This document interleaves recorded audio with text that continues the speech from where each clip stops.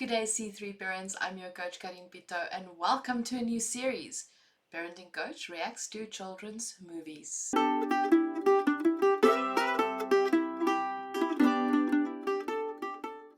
Our first movie that we are going to engage with and learn from is Turning Red. I'm super excited to get this started. Let's dive right into what we can learn from this movie.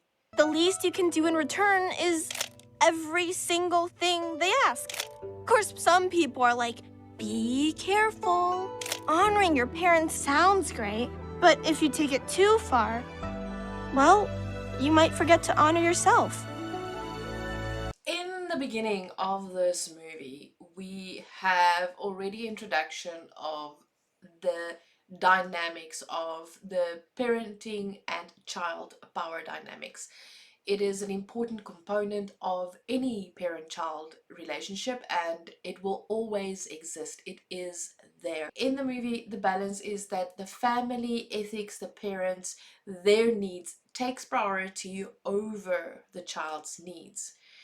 In the next bit where she talks about the fact that she turned 13 is actually biologically viewed as the step into, yes, when teenagers, but biologically stepped into the beginning of womanhood or manhood. That is why there's many cultures and many religions that actually celebrate the 13th birthday as a step into adulthood, a step into the beginning journey of adulthood.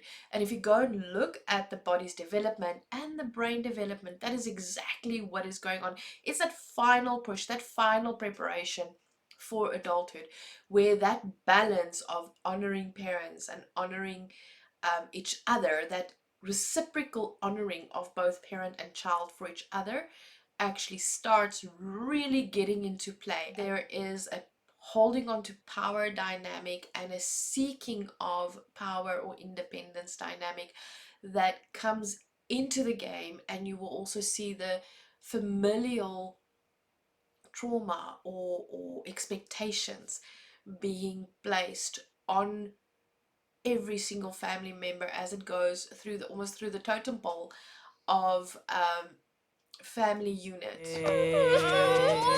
Please. Can't. So here we start seeing the additional pressure of peer pressure that comes with being a teenager. It obviously starts earlier, and in the beginning of the school period and all of that, we as adults actually have a significant amount of power in how our children execute choices. However, when they really start reaching their teenage years, biologically, their brain will prioritize rather peer group information and pressure and needs and wants over the group pressure that we as adults or people in authority um, over our kids actually have. And that is why during our first 13 years with our kids, building that relationship of trust, that relationship of communication. Yes, I'm not my child's friend. However, I'm my child's sounding board, and therefore there needs to be friendship. I need to have a friendship with my kid so that when the peer pressure, the friend pressure really starts coming in, really starts playing a role in my child's development, I still have a voice. That the voice that I have is not just a voice of you shall obey, but rather a voice of let's talk things through. Let's listen. And we actually see how this is an important part when we look at the dynamics of the mother and daughter. It was really brilliantly done by Pixar to bring this dynamic into the conversation of you've got these two poles starting to pull at this kid. From the one side, we've got the need to be with friends, the biological need to start branching out outside of the family unit, and then also the need to keep relationships healthy in the family unit, to to remain a family, a healthy family unit, a place of comfort, a place of safety, a place of love, um, while they're exploring the outside world. Maybe, I know this is upsetting, but we are going to get through this together. I have ibuprofen, vitamin D, a hot water bottle, and pads. Regular, overnight, scented, unscented, thin, ultra thin, Alright. ultra thin with wings. Awesome. Just leave them by the sink. Meme, perhaps we should talk about why this is happening. No! I mean, no, it's okay. You are a woman now, and your body is starting to change.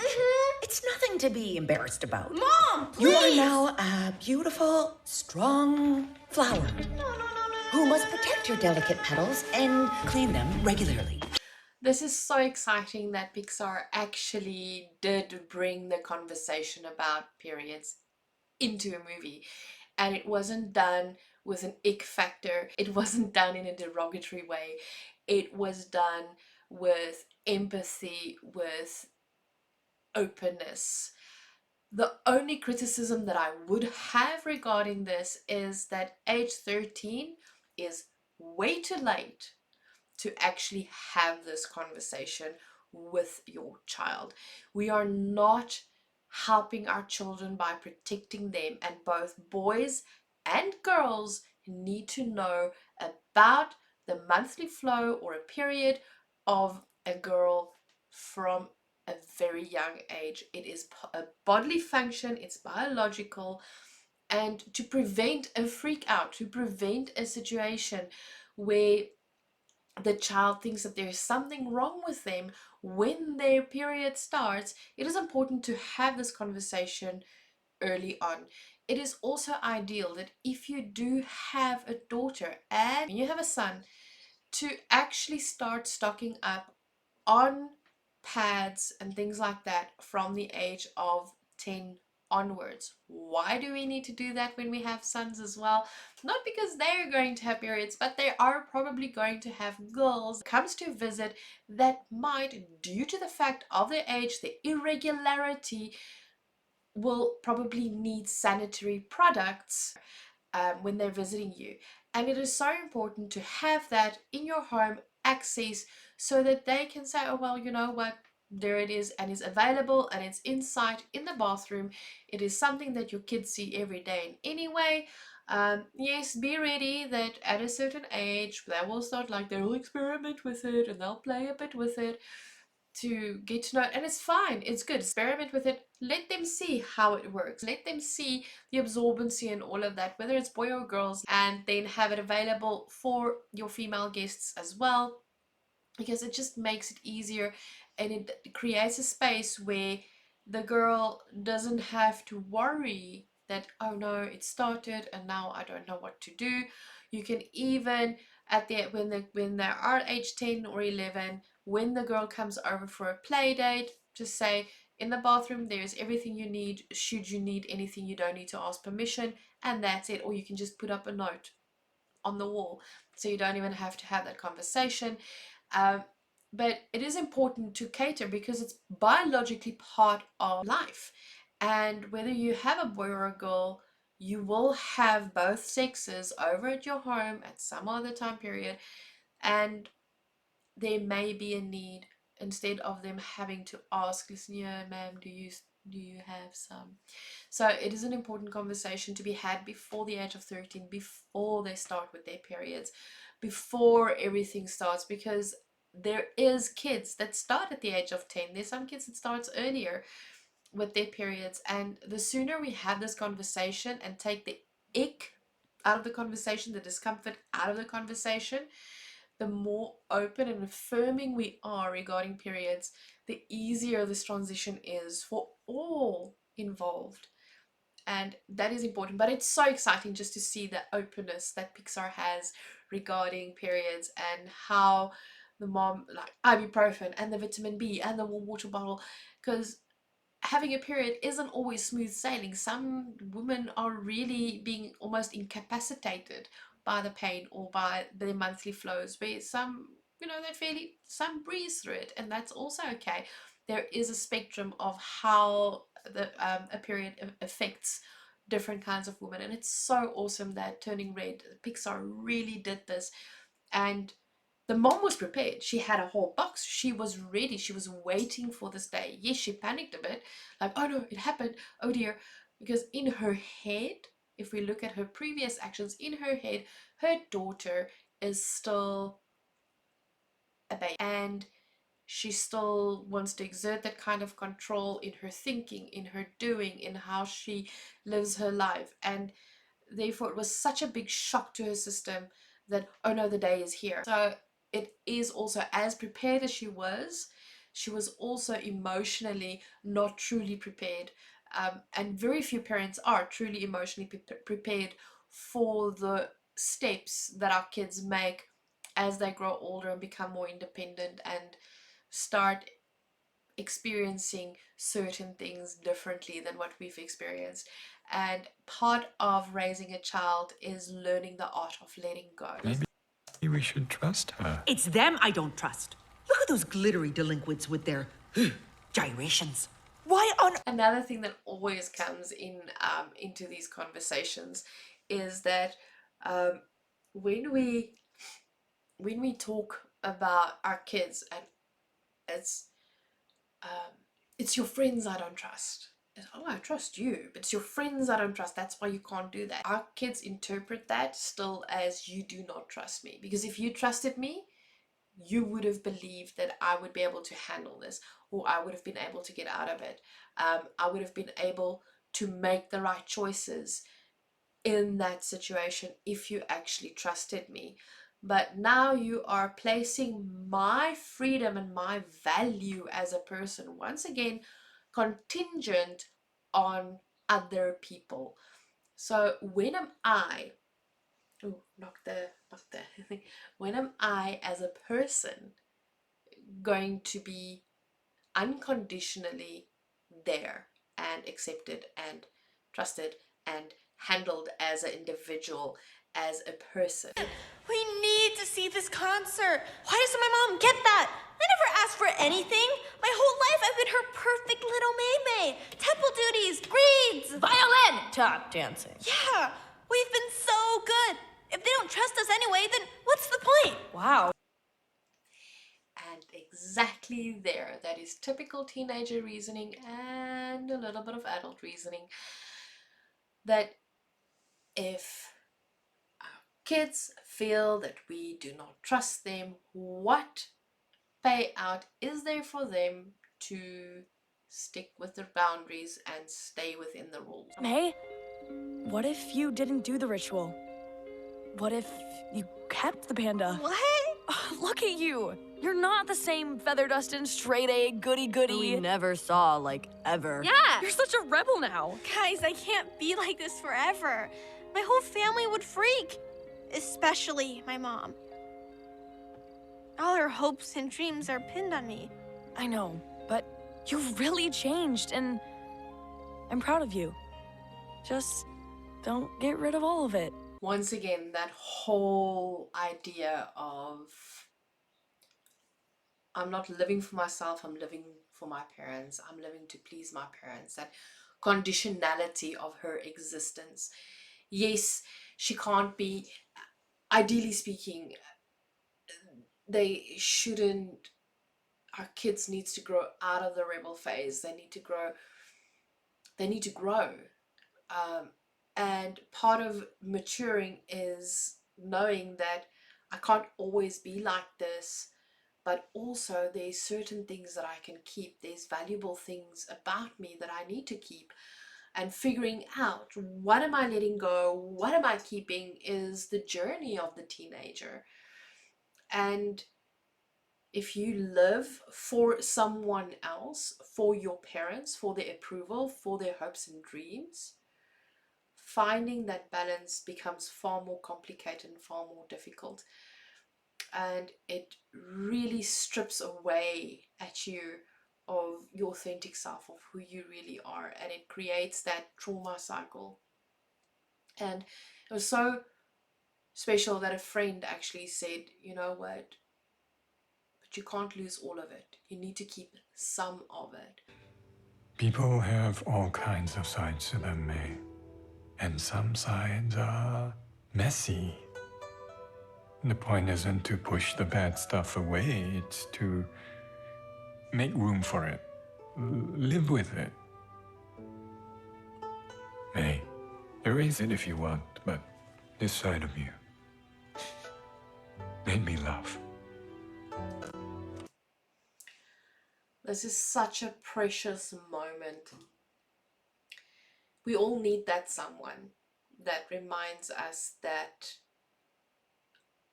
all parts of us matter, that life is messy. And what the dad is doing is he's bringing healing. He doesn't come from the background of all the pain and the trauma. He comes from healing. And you can see even throughout the movie, the mom tries, she does try to break the cycle, but it's very difficult for her because she herself has not healed. She herself has not truly healed from her own childhood trauma, and that's why she like hurt people.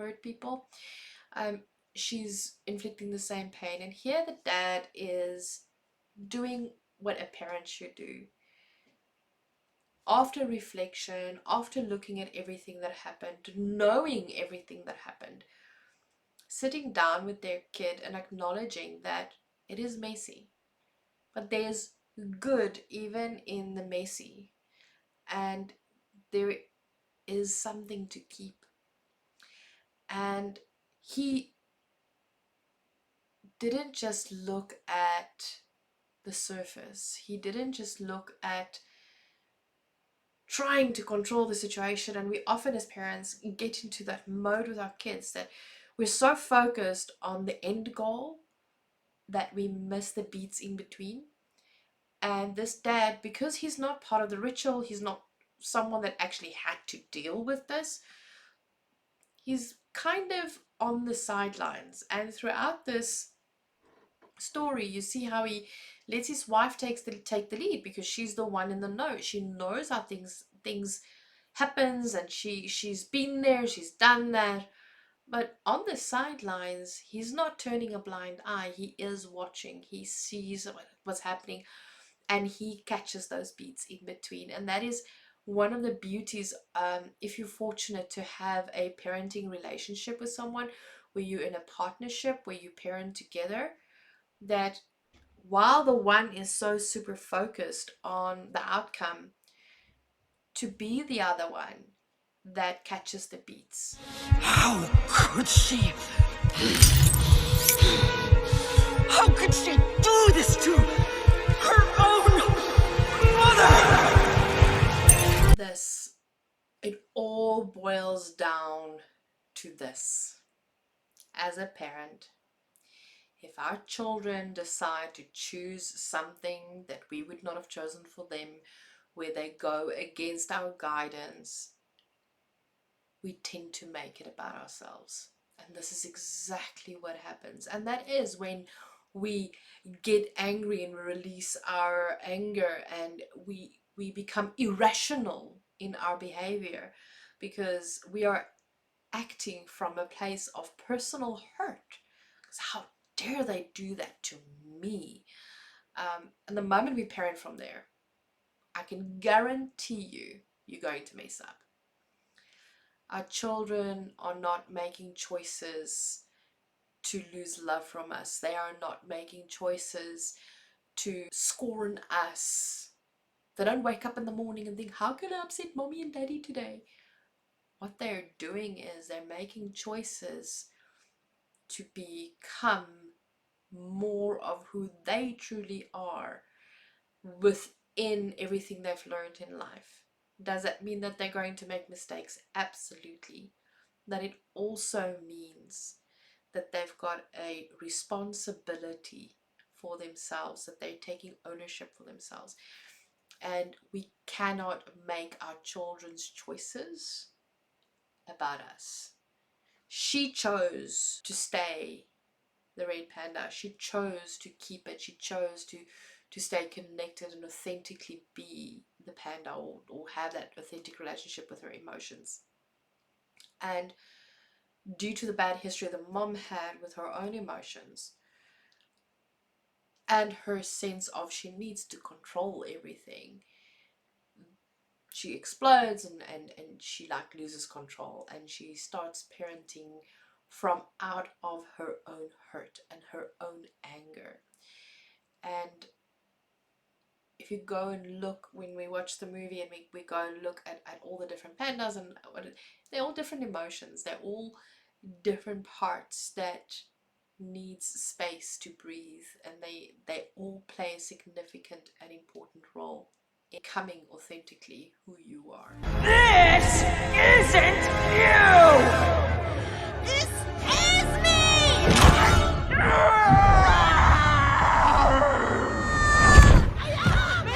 May, are you hurt? I'm not your little Maymay anymore! I lied, Mom! What? It was my idea to hustle the panda! My idea to go to Tyler's party! It was all me! I like boys! I like loud music! I like gyrating! I'm 13! Deal with it! I put my family first! I tried to be a good daughter! Well, sorry I'm not perfect! Sorry I'm not good enough! And sorry I'll never be like you! This is such an important conversation to happen. Yes, they're fighting, and it's fighting words that they're using, and obviously the way the depiction is like it's cheeky, it's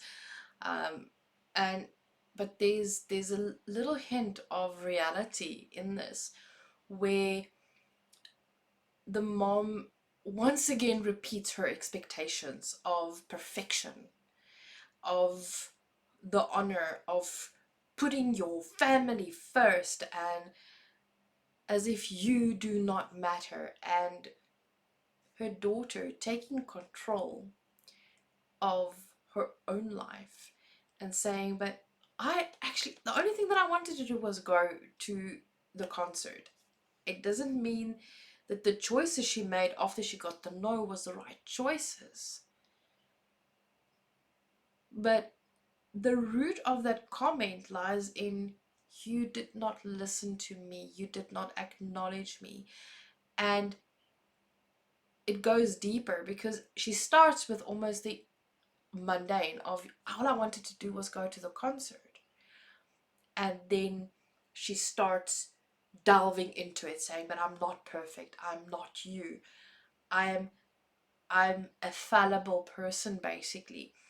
And oftentimes when we clash with our kids, when we start fighting, we will get the surface pushback. And then if we allow them to really vent and to really get to like just blurt everything out, it's almost as if it goes like the surface level thing, and then all the way, and then all of a sudden the root comes out, like how you would pull out weed from the ground. You see the flower, you see the plant, and then the roots comes out, and then you see the actual reason it happened, what's truly the trigger to the behavior. And her trigger was, I just never felt good enough. And if I never feel good enough, what incentive is there for me to honor what you want me to honor if my humanity and who I am as a person is not being honored? If I'm being treated as insignificant, then what incentive is there for me to behave as if I'm part of significance? Mom, are you okay? We have to... Mom? I'm sorry. It's all my fault.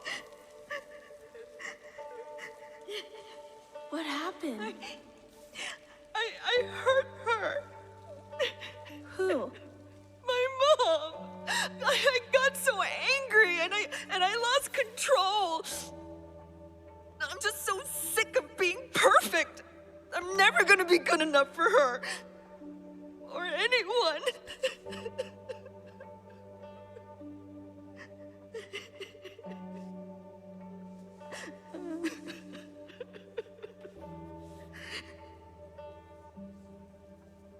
I know it feels that way, like all the time.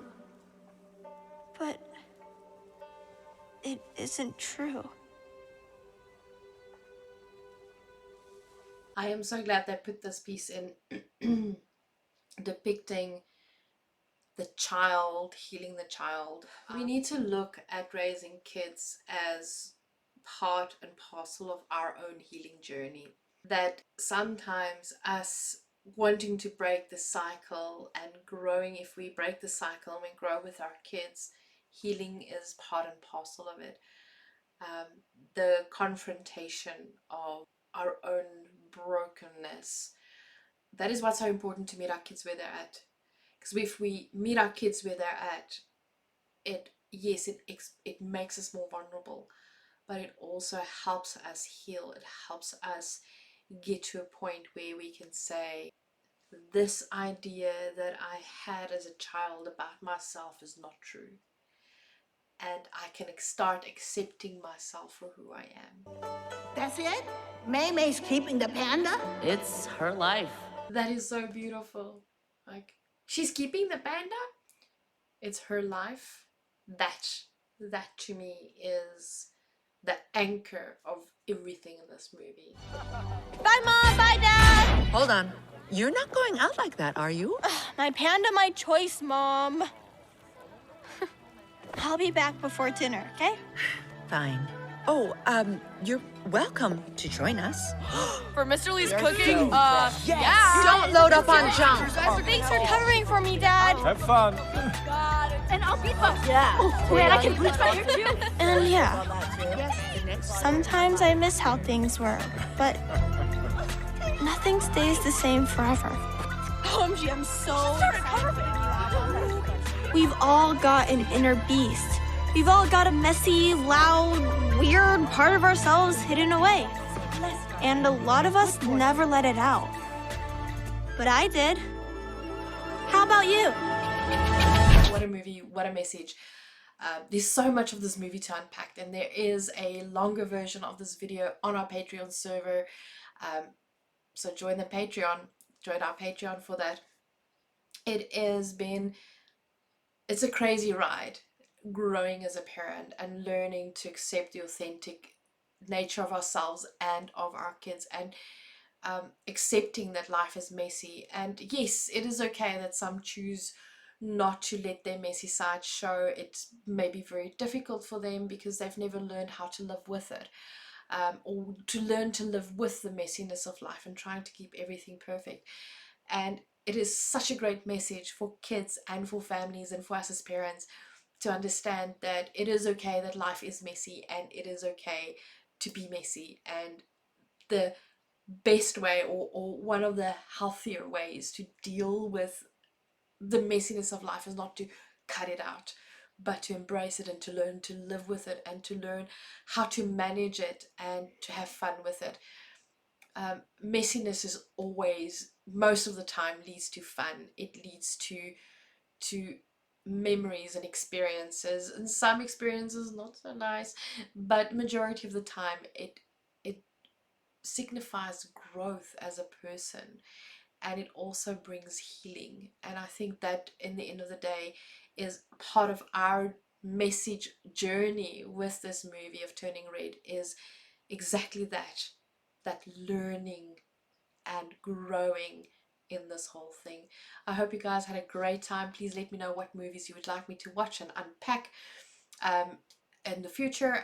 We're going to do a couple of series of this and see how it goes. I'd love to hear from you. Stay safe, and I'll see you again in the next video. Cheers.